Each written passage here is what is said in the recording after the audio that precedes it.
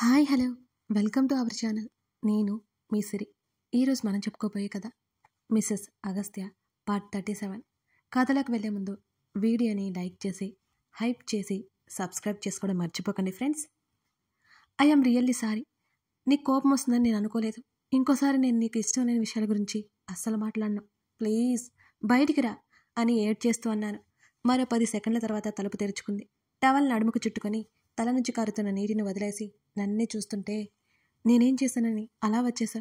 ఎందుకు నీకు అంత కోపం అని కళ్ళు తుడుచుకుంటూ ఏడుపు గొంతుతోనే అడిగాను నేను తన్నే. షటప్! బాత్రూమ్ డోర్ మీద గట్టిగా చేత్తో కొట్టాడు అగస్త్య. నేను తన వంక భయంగా చూశాను. ఇప్పుడు ఎందుకు ఏడుస్తున్నావు? కొట్టానా తిట్టానా? సీరియస్గా అడిగాడు అగస్త్య. మాట్లాడవేంటి? ఎంత నా మీద కోపం ఉంటే ఇలా తడవాలా అని అడిగాను నేను. Are you mad? బాడీ అంతా ఆయిల్తో నింపేశావు కదా, కనీసం ప్రశాంతంగా స్నానం కూడా చేయనివ్వా నువ్వు అని విసుగ్గా నన్ను పక్కకు నెట్టేసి హ్యాంగర్కి తగిలించి ఉన్న మరో టవల్ తీసుకున్నాడు తన చేతుల్లోకి. అంటే నువ్వు కోపం వచ్చి తలస్నానం చేయలేదా అని నేను అడగగానే నన్నొక వింత జంతువుని చూసినట్టు చూశాడు. అంటే నేనే ఎక్కువ ఆలోచించానా? జిడ్డు వదిలించుకోవడానికి తలస్నానం చేయక తప్పదు కదా అని అన్నాడు తను ఓవైపు తల తోడ్చుకుంటూనే. నిజంగా అందుకే నువ్వు గదిలోకి వచ్చావా? నా మీద నీకు కోపం రాలేదా అని నేను మళ్ళీ ఆరా తీశాను. వచ్చింది, బట్ కాసేపే. అయినా నీ మీద కోపడ్డం ఎందుకు? నా లోన్లీనెస్కి కారణం నువ్వైతే కాదు కదా, నీ మీద కోపడ్డం తప్పు అని తీరిగ్గా చెప్పాడు అగస్త్య.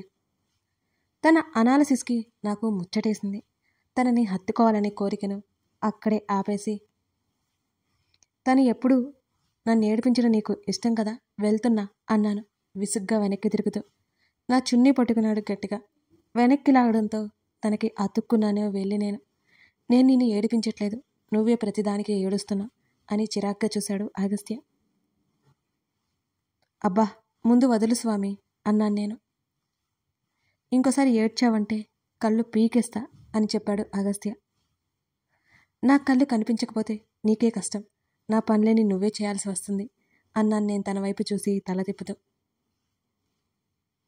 తప్పకుండా చేస్తా. ఇప్పుడు స్నానం లాంటిది ఏమైనా చేయించమంటావా ఏంటి అని నవ్వు దాచుకుంటూ కళ్ళెగరేశాడు.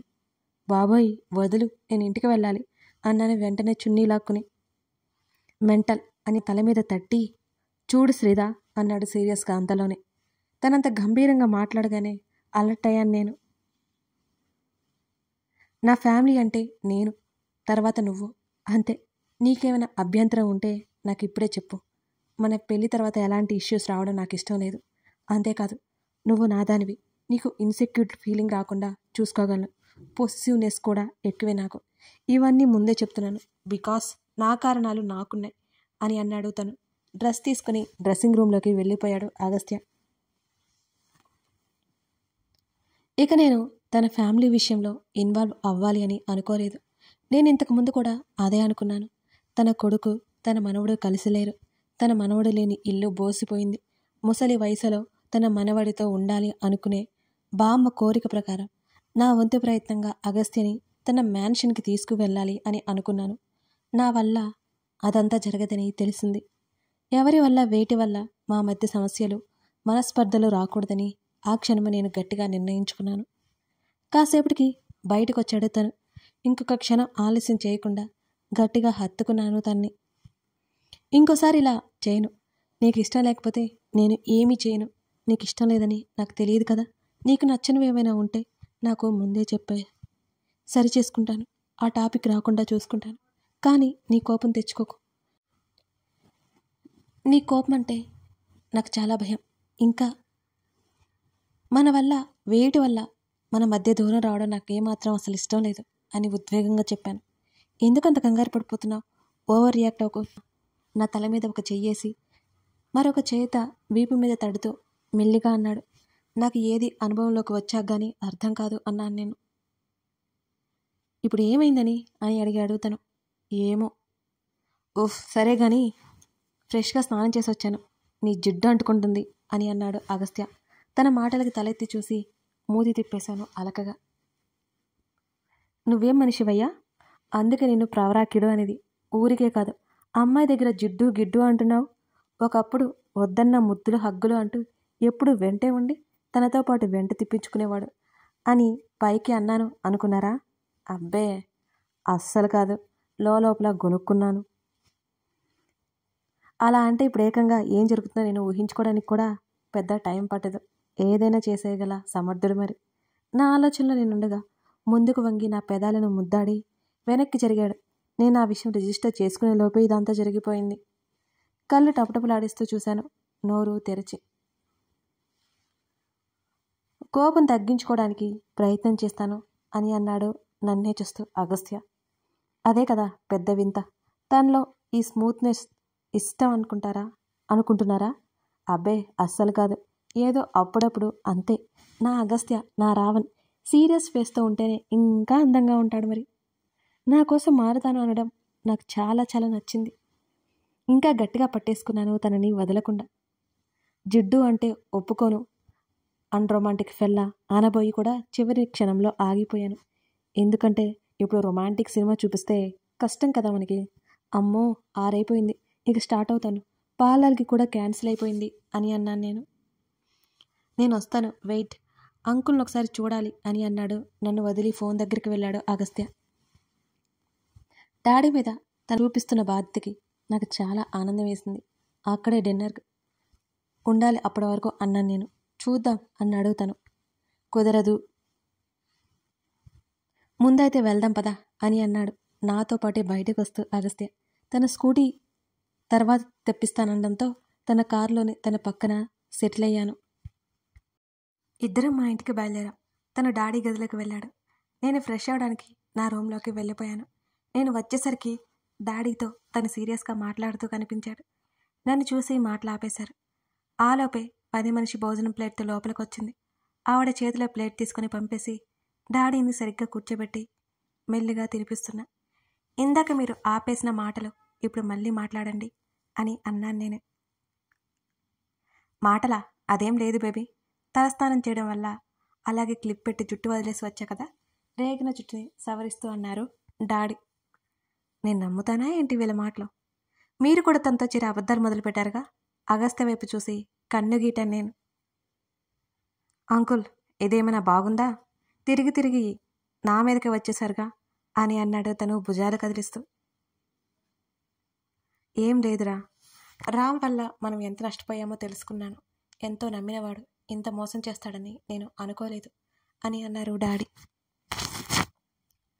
ఇందులో మనం చేసిన తప్పేం లేదు కదా డాడీ. రామ్ తప్పు చేశాడు, శిక్ష అనుభవించాడు అన్నాను నేను. రామ్ మీద కనికరం చూపాలని నాకు అస్సలు అనిపించడమే లేదు. తను మృగంలా నా మీద విరుచుకుపడ్డం ఇప్పటికే నా కళ్ళ ముందు కదులుతూనే ఉంది. అగస్త్య నన్నే చూస్తున్నట్టు అనిపించి తన వైపు చూడలేకపోయాను నేను. నువ్వు వాటి గురించి ఎక్కువ ఆలోచించుకో అని అన్నారు డాడీ. నేను అన్నిటినీ ఎప్పుడూ మర్చిపోయాను. మీరు ఎక్కువ ఆలోచిస్తున్నారు వెంటనే అన్నాను నేను. నీ మీద జాలేస్తుందయ్యా అగస్త్య వైపు చూస్తూ అన్నారు డాడీ. ఎందుకు అంకుల్? చూసావు కదా, మాటకు ముందే నా నోరు కుట్టేస్తోంది. మా బేబీని భరించడం చాలా కష్టం నీకు. తన ముందు డాడీ నా పరువంతా తీసేశారు. వెంటనే అలకగా మూతి ముడిచి ముఖాన్ని మరింత ముచ్చుగా పెట్టుకున్నాను నేను. అగస్త్య, నేనేదో జోక్ చేశాను. నా బేబీ వెరీ గుడ్ గర్ల్, అసలు మాట్లాడడం కూడా తెలియదు తనకి. వెంటనే మాట మార్చేశారు డాడీ నేను అలిగాను అని. చాలు డాడీ, ఆపండి. మీ ఉద్దేశం ఏంటో నాకు బాగా అర్థమైపోయింది. మీరు ఒకటైపోయారు, నన్ను ఆడుకుంటున్నారు అని అన్నాను ఉక్రోషంగా. పనిలో పని డాడీకి తినిపించి టాబ్లెట్స్ వేశాను. డాడీ అడిగిన ఫైల్స్ అన్నీ తీసుకుని పక్కన పెట్టాను. పడుకోవాలంటే పిలవండి అన్నాను నేను. నేను పడుకోగలను, నువ్వు వెళ్ళి రెస్ట్ తీసుకో. ఎలాగో డాక్టర్ ఇక్కడే ఉంటాడులే, నువ్వు నిద్ర మానేసి పదే రావద్దు అని అన్నారు డాడీ. నేను తల ఊపి అగస్త్యతో పాటు బయటకు వచ్చాను. డిన్నర్ చేద్దామా? తనకు తినిపించాలని ఆశగా ఉంది నాకు. తను ఏ గోరుముద్దలకి నోచుకోలేదు. నేనే కదా తనకి అన్నీ. ఓకే అన్నాడు. పని మనిషికి వంట తన్ని పంపేశాను. అందరూ ఉంటే తను ఇబ్బంది పడతాడని నాకు అనిపించింది కూడా. ఈరోజు నేను నీకు తినిపిస్తాను సరేనా అన్నాను తన్నే చూస్తూ. ఎందుకో ఎందుకు అంటే నాకు అనిపిస్తోంది అన్నాను. భుజాలు కదిలించి చైర్లో కూర్చున్నాడు. అరే ఇక్కడ కాదు, బాల్కనీలోకి వెళ్దాం, బాగుంటుంది అన్నాను. అప్పటికే నా ఏర్పాట్లు నేను చేసుకున్నాను కదా. ఆర్ యు మ్యాడ్ అన్నాడు నన్ను విచిత్రంగా చూస్తూ. నా రూమ్ తెలుసు కదా, బాల్కనీలోకి వెళ్ళు, నేను వస్తాను అన్నాను. నా వైపు చూపులు విసిరి నిట్టూర్చి వెళ్ళిపోయాడు పైకి. చక్కగా ఇద్దరికీ సరిపడా భోజనం తీసుకెళ్లాను పైకి. తనకి ఇష్టమైనవేవో చెప్పడు. ఇష్టంగా తినడం కూడా నేను ఎప్పుడూ చూడలేదు. అవకాశం నాకు ఇస్తే కదా, ఏదో జీవితం అంటే విరక్తిగా ఉన్నట్టు ఎప్పుడూ బ్రతుకుతాడు.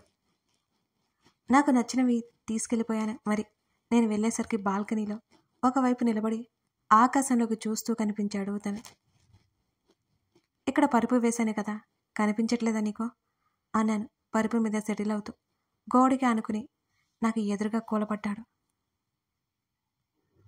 నీతో ఉండి నాకు ఇక నీట్నెస్ వచ్చేసింది కదా అని నేను అనగానే అబ్బో అన్నట్టు చూశాడు.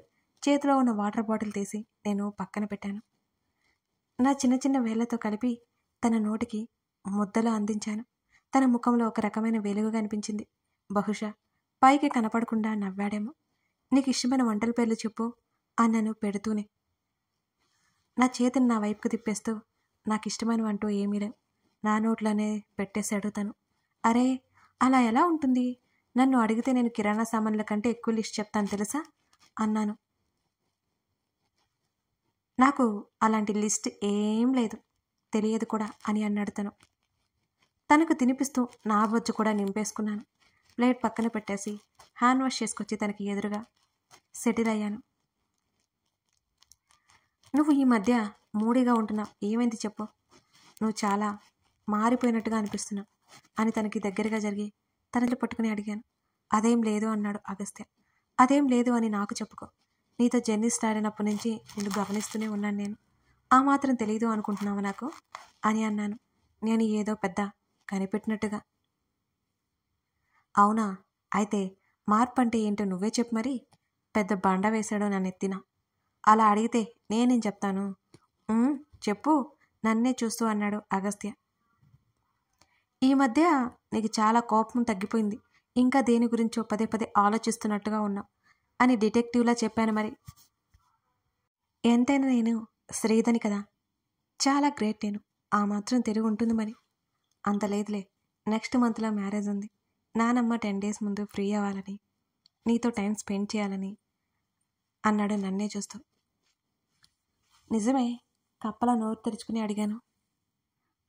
పెదవి విరిచాడు తను. నేను అస్సలు నమ్మను. మిస్టర్ ప్రవరాక్య అన్నాను కళ్ళు చిన్నవి చేసి చూస్తూ తన వైపే. ప్రవరాక్య అని ముఖం అదోలా పెట్టాడు అగస్త్య. అంతేగా మరి, మీలాంటి రఫ్ క్యాండిడేట్స్ని అదే అంటారు మరి. ఎక్కువ చేయకు, నా చేతిని పట్టేసుకున్నాడు అగస్త్య. తన వైపే అయోమయంగా చూస్తుంటే నాకు నిద్ర వస్తోంది అని వింతగా చెబుతున్నా తన మాటలకి చిత్రంగా చూశాను నేను. అప్పుడే వెళ్ళిపోతావా? దిగులుగా మారిపోయింది నా మనసంతా. వెళ్ళాలి అని లేదు, ఇంకా ఇక్కడే ఉంటే వెళ్ళాలి అన్నాడు తను. వెళ్ళి ఏం చేస్తావు? ఒక్కడివి చెక్కభజన చేసుకుంటావా ఏంటి? నా నోరు ఆగలేదు. తన చేత మొట్టికాయలు కూడా వేయించుకున్నాను నేను. మరి ఇక్కడే ఉండిపోమంటావా అని కళ్ళెగరేశాడు నన్నే చూస్తూ. ఉండిపో, నాకేమైనా భయమా ఏంటి? ఇంకా సంతోషంగా ఫీల్ అవుతా అన్నాను ఉత్సాహంగా. కాళ్ళు చాపిన ఒడిలోనే తల పెట్టుకుని వెల్లెలకలా పడుకున్నాడు. తన నుదురు మీద పడిన జుట్టును వెనక్కి తోస్తూ ఉన్నాను. ఈ మధ్య అమ్మ బాగా గుర్తుకొస్తుంది అన్నాడు తను. నాకు విషయం తెలుసు అని తనకో తెలియదు కదా, అందుకే చెప్తున్నాడు అనుకుని మౌనంగా ఉండిపోయాను నేను. గుర్తొస్తే ఏం చేయాలి? మాట్లాడాలి. మాట్లాడడానికి లేదుగా అన్నాడు తను.